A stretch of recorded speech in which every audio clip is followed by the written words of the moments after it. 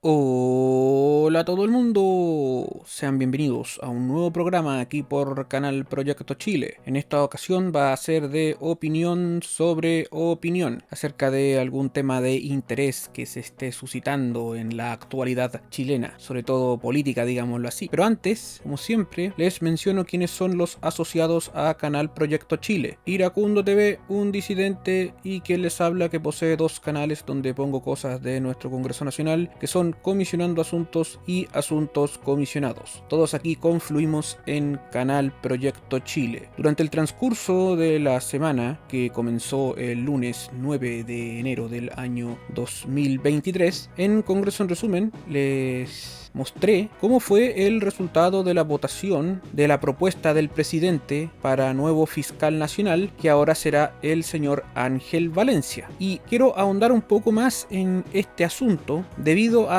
que en los tiempos que corren Ángel Valencia está siendo cuestionado por ciertos medios de comunicación, como El Mostrador, Ciper Chile, por su supuesta relación con el ex alcalde de Nova Barnechea, Felipe Guevara, que está siendo investigado por múltiples delitos. ¿Por qué? Porque en un momento determinado el señor Valencia dice: Felipe Guevara no lo conozco, y aparece como que él es el abogado en ciertas causas. Adicionalmente a ello, se le cuestionó su relación con ciertos defendidos por él, y en ese punto me quiero enfocar en esta oportunidad, en este programa de opinión sobre opinión, porque quiero compartir con quien me escuche algo que nos tendría que quedar claro a todos, incluso no siendo abogados. Por eso que el título de este programa se va a llamar Sin ser abogado debiésemos de comprenderlo perfectamente, y está relacionado a una columna de opinión que apareció el día viernes 13 de enero del presente año del abogado Julián López Masle. Para darles una pequeña pincelada, él es profesor de Derecho de la Universidad de Chile, abogado, como aparece aquí en la pantalla, muy conocido por algunos casos bullados, como por ejemplo el caso Penta. También en otra oportunidad salió a defender a Felipe Berríos. Quien ha visto este canal permanentemente saben de que yo no tengo una muy buena opinión de Felipe Berríos por sus pensamientos políticos. En cambio, él sí está a favor de muchas de las cosas que él piensa, y en estos tiempos que corren, el sacerdote jesuita está teniendo problemas con ciertas denuncias que se han vertido en la opinión pública. Yo no tengo claro cuál es su situación judicial, ni muchísimo menos, pero enfoquémonos en el título y en el contenido de esta columna de opinión, que más allá del pensamiento que pueda diverger en algunos ámbitos con el señor López Masle, en esta ocasión me representa totalmente. ¿Qué es lo que nos dice el abogado? La justificación pública de la defensa. Abre comillas: los abogados no deberíamos ser llamados a rendir cuenta de nuestra decisión de representar a un cliente, sino de nuestra propia conducta a partir del momento en que aceptamos asumir su defensa. Comienza del siguiente modo esta columna de opinión. En el debate que se generó durante el proceso de elección del nuevo fiscal nacional, varios senadores indagaron en las condiciones morales de los diferentes candidatos al cargo, esto es, su predisposición a hacer lo que es correcto y justo. Esas indagaciones parecen adecuadas en el marco del proceso de selección de un funcionario público, del cual deberíamos esperar un estándar de comportamiento no solo normal, sino particularmente alto. Bajo la visión del señor López, el problema que surgió, sin embargo, es si para determinar las condiciones morales de un abogado es relevante o no considerar el tipo de personas que ha defendido y los casos que ha llevado en el libre ejercicio de su profesión. En el caso del señor Valencia hubo como una mezcla de ambas cosas, en el sentido de que era cuestionado porque, digámoslo así, supuestamente fue contratado para algunas causas judiciales por la municipalidad de Nova Barnechea, y en algunos defendidos por delitos sexuales ya estaba siendo sindicado como alguien que era moralmente inaceptable. Entonces, ¿qué es lo que sucede? El abogado nos sigue hablando del siguiente modo: las preguntas que varios senadores formularon durante el proceso parecían asumir que el hecho de haber aceptado la defensa de una determinada persona o caso implicaba una identificación identificación del abogado con el disvalor envuelto en la conducta que se le habría atribuido a su cliente. Y esto es muy importante porque yo tengo la sensación de que eso ocurre en todo tipo de personajes de todo el espectro político, pero en los tiempos que corren con especial énfasis en quienes son feministas. Es decir, tiene que existir esta suerte de perspectiva de género, enfoque de género, que en realidad no es lo mismo. Lo que debiese de existir es una suerte de enfoque. Para darles una idea, no es lo mismo una mujer que sea madre que esté detenida y que tenga hijos pequeños que un hombre que esté detenido y que tenga hijos pequeños por los mismos delitos. Entonces ahí hay un enfoque distinto. Imaginémonos que tiene bebés y que, por ejemplo, tiene que amamantar a esos bebés la mujer. En ese caso en particular, la justicia tiene que poseer una suerte de enfoque, por ejemplo, que le permita sobrevivir al recién nacido. Ese es un ejemplo de lo que yo veo. Perspectiva puede ser cualquier cosa, y los tiempos que corren, eso a mí me parece demasiado ambiguo. Pero bueno, ¿por qué les digo esto? Porque sobre todo en el caso de la nominación del señor Valencia, la senadora Loreto Carvajal era como en el sentido de que dado que defendió a esta persona, él no puede optar al cargo. Y como bien destaca acá el abogado, lo que importa no es que haya defendido a tal o cual persona, que eso lo vamos a ver adelante con un ejemplo bien gráfico de por qué eso no es lo relevante. Lo relevante es qué fue lo que él desarrolló durante la defensa a tal o cual persona. El señor López Marle nos continúa destacando lo siguiente: los abogados estamos acostumbrados a recibir este tipo de cuestionamientos de personas que parecen no entender el rol que cumplimos. Así las cosas, la cuestión se ha convertido en una piedra angular de la ética profesional del defensor penal, y en su respuesta se juega nuestra comprensión del rol que cumple y la función que ejerce el abogado. En un libro publicado en el año 2013, bajo el título, en inglés, abre comillas, How can you represent those people? Cierre comillas, o en español, ¿cómo puedes tú representar a esa gente? 15 abogados que ejercen muy distintos roles ensayan sus propias respuestas a esta pregunta que todavía parece habitar como reproche en la mente de muchas personas. La respuesta que la profesión de abogado salió a dar durante este debate fue la respuesta institucional. Defender a una persona está bien, porque todo individuo tiene derecho a defensa. Esa respuesta es correcta, pero no alcanza a explicar el punto en toda su dimensión, porque si los abogados de libre ejercicio tienen libertad para aceptar o rechazar asuntos, podría argumentarse que la decisión de aceptar o no a un cliente es una decisión moral, y como tal, tendría una carga de justificación pública. Este párrafo es bien importante, porque ahí hay una diferencia con el ejemplo que va a dar más adelante del médico, que el médico no elige si tiene que curar o no a un delincuente, por ejemplo, en casos en los cuales este esté malherido y esté en una urgencia. Los abogados pueden elegir a quién defienden. Entonces prosigue López Marle diciéndonos que la razón por la cual es correcto defender a cualquier persona y por cualquier tipo de delito es porque en el ejercicio del rol institucional hay varios valores envueltos. Los abogados somos profesionales y como tales hacemos algo que es común a todas las profesiones, que consiste en ayudar a la gente proporcionándole un servicio que necesita y que no puede procurarse por sí misma. Es nuestra ética profesional y no nuestra ética personal la que está en juego cuando hacemos lo que la profesión demanda. Así como sería absurdo cuestionar a un médico por salvar la vida de un delincuente, resulta absurdo cuestionar a un abogado por defenderlo. Esto es muy importante porque aquí hace una separación entre lo que es la ética profesional y lo que es la ética personal. Entonces, hablando del hecho del señor Valencia, él debía haber sido cuestionado entonces por los métodos que él haya o no utilizado en las defensas de sus defendidos, y no por el mero hecho de haber, valga la redundancia, defendido a cierto tipo de personas. Eso es lo que faltó a las senadoras que más cuestionaron a Valencia en esta oportunidad, que fueron Loreto Carvajal y Jasna Proboste. Y déjenme decirle que más encima es bien cuestionable el método, porque aparentemente les entregaban informaciones por redes sociales que estaba poco contrastada. Es decir, no iban preparadas como para hacerle un interrogatorio, digámoslo de ese modo, aunque no debiese de decirse así, hacia una persona con la cual tenían ciertas dudas, que inclusive pueden ser razonables en el modo de actuar del abogado. Prosigue el abogado diciéndonos lo siguiente: la identificación que la profesión nos impone a los abogados a través de la defensa de nuestros clientes no es con las conductas de las cuales se los acusa, sino con los valores de la justicia, y el aporte que los abogados hacemos a ella es presentar desde la posición parcial del cliente la mejor versión posible de su caso, para que sea el juez o jueza, utilizando el lenguaje que se destila hoy en día, vamos a decirlo así, quien pondere si éste merece o no una sanción